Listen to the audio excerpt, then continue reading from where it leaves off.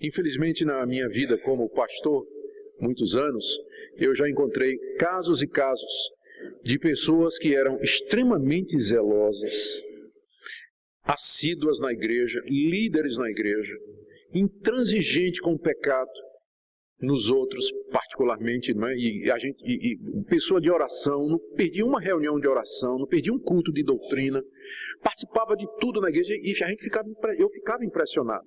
Começando num caso em particular aqui, impressionado com a religiosidade, a espiritualidade daquela pessoa, até descobrir que ele vinha traindo a mulher já por 2 anos. Tem pessoa que parece justo diante dos homens, exemplo de membro de igreja, mas às vezes é capa mesmo.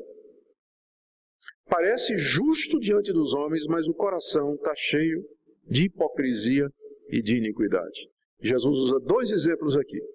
O primeiro, que está no verso 25 e 26, é o do copo.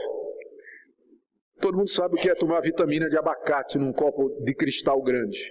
Quando você acaba de tomar, né, não tem jeito, está tudo, não vou dizer sujo, porque vitamina de abacate é uma delícia, né? Mas está a marca da vitamina dentro do copo. Agora imagina que você quer limpar aquele copo, e o que é que você faz? Você limpa só por fora. Vai ficar limpo? Não. Se você limpar por dentro, por fora ele vai ficar limpo. Vai parecer limpo, porque o problema é dentro. É isso que o fariseu não... O cristianismo consiste na limpeza interior, primeiro, do arrependimento, de perdão de pecados, purificação da iniquidade, mudança de vida, e aí o exterior vai acompanhar. A segunda comparação que Jesus faz é dos sepulcros. Os cemitérios, quando uma pessoa, geralmente as pessoas eram enterradas em cavernas, nas rochas, mas havia também a prática de você enterrar pessoas no chão, como nós temos a prática no Brasil, por exemplo. Quem já foi no cemitério sabe, tem as covas. E elas são muito bem delineadas. Elas têm uma lápide, às vezes as pessoas colocam uma cruz. Quem vai num cemitério tem cuidado quando anda, porque está claro lá a delimitação, todo mundo sabe que é uma cova. No tempo de Jesus, as covas eram caiadas, passava cal por cima, para parecer uma coisa bonita.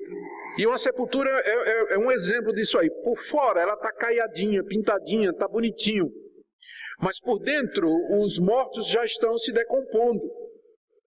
É a figura que Jesus diz para os fariseus, né? Vocês são semelhantes aos sepulcros caiados, que se mostram belos por fora, mas interiormente estão cheios de ossos de mortos e de toda imundícia. Imundícia aqui são os corpos em decomposição.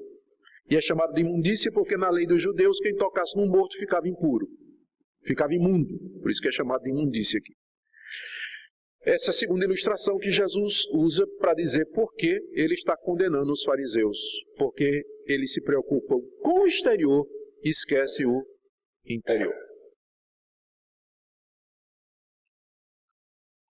Por último, o Senhor Jesus os condena porque eles não querem ouvir a palavra de Deus. O último ai está aí, no verso 29. Ai de vós, escribas e fariseus hipócritas, porque edificais os sepulcros dos profetas, adornais os túmulos dos justos. E dizeis, se tivéssemos vivido no dia de nossos pais, não teríamos sido seus cúmplices no sangue dos profetas. Assim, contra vós mesmos testificais que sois filhos dos que mataram os profetas. Enchei vós, pois, a medida de vossos pecados. No Antigo Testamento, na época do Antigo Testamento, havia também essa tendência. Aliás, sempre há essa tendência à religiosidade. E o que Deus fez? Deus levantou profetas. Quem não se recorda do capítulo 1 de Isaías? O profeta começa a sua profecia dizendo assim, quem é que chamou vocês aqui para vir ao templo? Eu não estou aceitando os sacrifícios que vocês estão trazendo. Ai de vocês, vão praticar a justiça e depois venham diante de mim. É assim que Isaías começa a sua profecia. O profeta Amós, o profeta Oséias, todos eles dizendo aos judeus, por que vocês estão vindo ao templo trazer oferta? Por que vocês estão dando dízimo? Por que vocês estão fazendo um monte de atividade religiosa? mas vocês não amam o próximo, vocês não estão vivendo uma vida de pureza, vocês não têm compaixão dos necessitados, vocês não praticam a justiça. Será que eu tenho tanto prazer em sangue de bicho, mais do que vocês andarem na verdade? Era isso que o profeta dizia. E o que é que o povo de Israel fez com os profetas? Matou todos, não todos, mas matou um bom número. Jesus diz aqui, ó, do verso 29 ao verso 32. Jesus diz, vocês, falando para os fariseus, vocês são filhos daqueles que no passado mataram os profetas. É como se fosse assim, ó, verso 29. Vocês edificam os sepulcros dos profetas e adornam túmulos dos justos. Você imagina a figura aqui que Jesus está dizendo, é que os fariseus iam lá onde estava sepultado Isaías e ficavam na frente do túmulo de Isaías e dizia, você fez bem em morrer mesmo, você está muito bem morto aí. Você está muito bem morto aí. Adornando o sepulcro dos profetas. Dizendo, se eu tivesse vivendo nos seus dias, eu teria matado você também. É claro que eles não diziam isso, né? Os fariseus diziam que se a gente tivesse vivido, verso 30, nos dias dos nossos pais, não teríamos sido cúmplices no sangue dos profetas. O fariseu dizia assim, olha, se eu tivesse vivido na época do profeta Jeremias, eu não teria concordado em pegar o profeta Jeremias e jogar num poço, porque não queria ouvir a palavra dele. Eu não teria concordado com o que o rei fez com o profeta Amós, que mandou sair de Jerusalém, expulsar da cidade. Eu não teria concordado com profetas que foram mortos. O fariseu dizia isso, mas eu dizia, não, na verdade, você, ao dizer que você é filho daquela geração, você está se colocando como também aqueles que matam os profetas. Verso 31. Contra vocês mesmos testificais que sois filhos dos que mataram os profetas, e assim vocês enchem a medida dos vossos pais. O que Jesus está dizendo aqui é que sempre na nação de Israel houve essa rejeição à palavra de Deus, quando Deus levantava os profetas para dizer ao povo, eu não quero religiosidade, eu quero que vocês me sirvam de coração. E aqueles profetas nunca eram bem recebidos e mataram os profetas. E agora o Filho de Deus veio, Jesus veio dizendo isso. E o que é que eles vão fazer com Jesus? Eles vão fazer com Jesus a mesma coisa que os pais deles fizeram com os profetas. Vão matá-lo. E aí encheu a medida dos pecados da nação de Israel. Verso 32. Enchei vós, pois, a medida de vossos pais. Os pais começaram a encher, não é? Quer dizer, a paciência de Deus tem um limite, né? A paciência de Deus tem um limite. Eles começaram a encher, né? Vamos usar o termo, né? Enchendo a paciência de Deus, e agora eles estavam contribuindo, mas estão enchendo aquela medida. E o transbordar foi quando mataram o Filho de Deus. Aí Deus mandou o exército de Roma, no ano 66, e destruiu Jerusalém, destruiu o templo, destruiu o altar, acabou com o sistema de sacrifício até o dia de hoje. Eles estavam enchendo a medida que tinha sido começada por aquela geração que matou os profetas. Por quê? Porque a religiosidade não quer ouvir a palavra de Deus. Essa que é a outra característica. Ela não quer se reformar. Ela não quer mudar. Tenta convencer um religioso que ele está errado. Tenta convencer para ele que aquilo que ele está praticando não é coisa de Deus. Jesus o tempo todo está dizendo, cego, cego, cego. Esse é o problema. Ele não vê mesmo. Ele não quer ouvir a palavra de Deus. Não quer ouvir. Gente, quando nós não queremos mais ouvir a palavra de Deus, quando nós não estamos abertos para nos reformar, para olhar para nós mesmos, exercer a autocrítica, examinar os nossos caminhos, nós estamos nesse caminho maldito da religiosidade, que vai nos levar a ser filhos do inferno, longe de Deus. Jesus condena aquela geração, verso 33 em diante, serpentes, raça de víboras, como escapareis da condenação do inferno? Por isso, eis que eu vos envio profetas, sábios e escribas. A uns matareis e crucificareis, a outros açoitareis nas vossas sinagogas e perseguireis de cidade em cidade, para que sobre vós recaia todo o sangue justo derramado sobre a terra, desde o sangue do justo Abel até o sangue de Zacarias, filho de Baraquias, que era um profeta, a quem mataste entre o santuário e o altar. Em verdade vos digo que todas estas coisas hão de vir sobre a presente geração. E veio mesmo, eu já me referi à destruição de Jerusalém, que aconteceu 30 e poucos, 40 anos depois que Jesus disse essas palavras aqui. Deus fez cair sobre eles o castigo por causa de todo o sangue que eles derramaram. E Cristo disse, eu vou mandar profetas para vocês, eu vou mandar sábios e escribas, e vocês vão matar uns, crucificar outros, açoitar outros nas sinagogas e perseguir de cidade em cidade. Foi exatamente isso que eles fizeram. Primeiro mataram Jesus, depois perseguiram os apóstolos de cidade em cidade, mataram Pedro, mataram Tiago, mataram Estevão, perseguiram Paulo, não mataram porque não era o tempo de Paulo morrer. Mas de toda a cidade onde Paulo passava, os judeus o perseguiam, apedrejavam, expulsavam, prendiam, chicoteavam e não mataram porque não era o tempo dele. Mas eles fizeram isso com todos que Jesus mandou. E isso só aumentava o pecado deles, só aumentava o pecado deles. Gente, o que é que isso tudo tem a ver com a gente? Eu quero concluir. Eu fiz várias aplicações durante a exposição, então boa parte do que eu vou dizer aqui já foi dito, apenas lembrando. Você sabe que você está virando um religioso quando você está mais preocupado com o arranjo de flores na igreja, o lugar do coral, a roupa do pastor, do que com a pregação da palavra de Deus, em ouvir a palavra de Deus e obedecer. Você sabe que você está virando um religioso quando você se levou mais tempo se preparando diante do espelho para vir a esse culto, do que se preparando para participar dele espiritualmente. Se eu pedir para levantar a mão quem fez isso, vai ser complicado aqui, né? Não quero envergonhar ninguém. Você sabe que você está virando religioso quando você não consegue aturar o erro dos outros, mas é muito tolerante com os seus e o pessoal da sua família. Mas nos outros, não. Mas em você e no pessoal da sua família, tudo bem.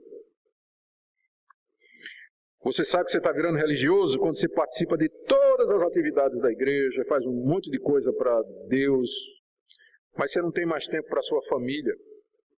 Você não tem mais tempo para gastar um tempo a sós com Deus, porque ninguém está vendo. Você sabe que está virando religioso quando você é zeloso em dar dízimos e ofertas, mas trata mal seus empregados, não perdoa quem lhe ofende, não pratica misericórdia. Você sabe que está virando religioso quando sua relação com Deus é só externa, mas falta quebrantamento, arrependimento, comunhão verdadeira com Deus. Olha como Jesus termina, queridos, esse capítulo. Jerusalém, Jerusalém, que matas os profetas e apedrejas os que te foram enviados. Quantas vezes quis eu reunir os teus filhos, como a galinha junta os seus pintinhos debaixo das asas, e vós não quiseste. Eis que a vossa casa vos ficará deserta. Declaro-vos, pois, que desde agora já não me vereis, até que venhais a dizer, bendito que vem em nome do Senhor. Apesar de saber que seria rejeitado por Jerusalém, que seria morto, que seus discípulos também seriam, a atitude de Jesus sobre aquela cidade, sobre o seu povo, era de compaixão. Jerusalém, Jerusalém, quantas vezes? Está falando agora como Deus. Quantas vezes? Desde o período do Antigo Testamento. Lá atrás. Quantas vezes? Eu quis reunir os teus filhos, como a galinha junta os pintinhos debaixo das asas. Comunhão, intimidade, verdadeiro relacionamento. Mas vocês nunca quiseram. Me rejeitaram, preferiram seguir os caminhos de vocês. Por isso agora o castigo vem. Verso 38, vossa casa ficará deserta. Jesus está profetizando a destruição de Jerusalém. E digo que vocês não me verão mais, até o dia em que vocês vão dizer, bendito que vem em nome do Senhor. Quem sabe um dia os judeus, arrependidos dos seus pecados, vão dizer, aquele que nós crucificamos e matamos, aquele de fato era o Messias, o Filho de Deus, bendito que vem em nome do Senhor. Nós oramos por um avivamento na nação de Israel e pela conversão dos judeus antes da vinda do Senhor Jesus. A minha pergunta é onde você está nessa noite. Somos de fato crentes no Senhor Jesus? Nós já entendemos o que é o cristianismo. Nós temos Nós temos rituais, o pastor usa paletó, tem um púlpito aqui, nós estamos numa casa, um local preparado para isso. Mas nada disso é cristianismo, gente. Nada disso é verdadeiro cristianismo. Os cristãos não tinham casa, não tinha templo quando eles começaram. Eu duvido que Paulo tinha uma túnica que fosse diferente da roupa do povo. A roupa de Paulo era igual à roupa do povo. A gente usa paletó hoje por quê, pastor? Não sei. Mas a gente usa, né? Prática. Mas isso não é cristianismo. Eu poderia muito bem estar aqui hoje à noite de camisa polo e calça jeans e tênis. Teria algum problema?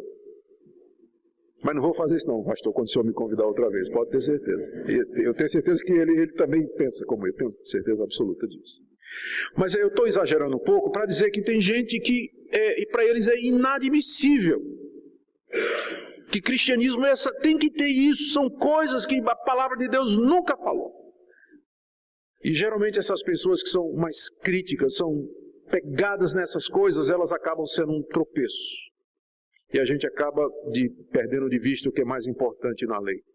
Amar a Deus, servir a Deus, viver uma vida santa, limpar o interior, amar ao próximo, andar nos caminhos que Deus ordenou na sua palavra.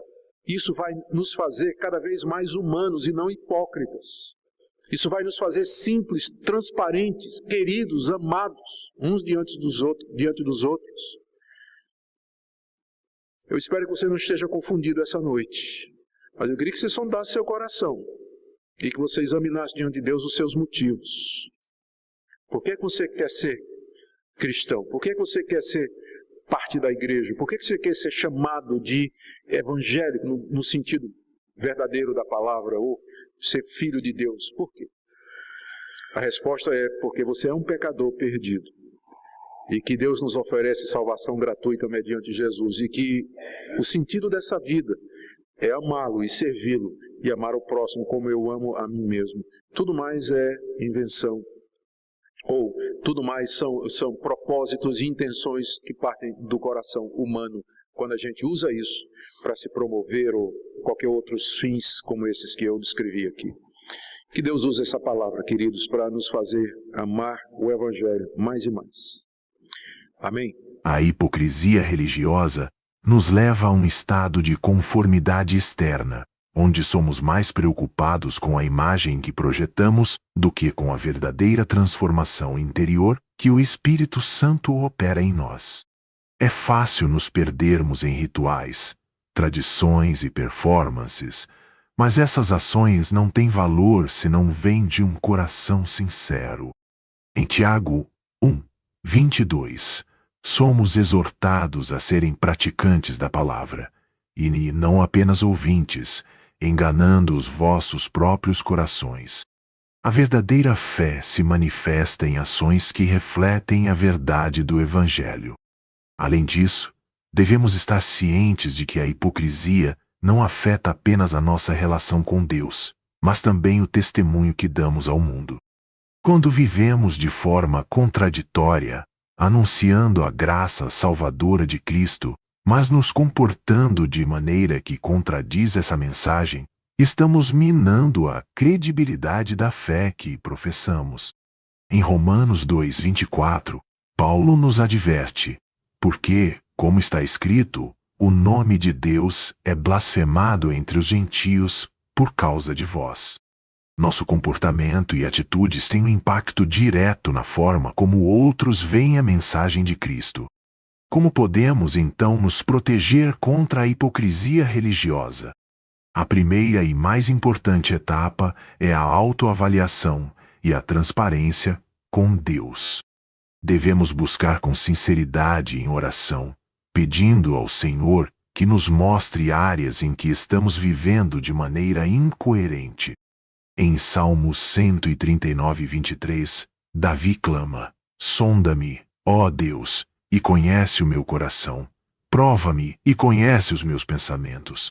Esse tipo de busca por autenticidade nos leva a uma relação mais profunda e verdadeira com nosso Criador. Além disso, a humildade é essencial. Precisamos lembrar que todos nós somos pecadores, e que nossa justiça é como trapos de imundícia diante de Deus.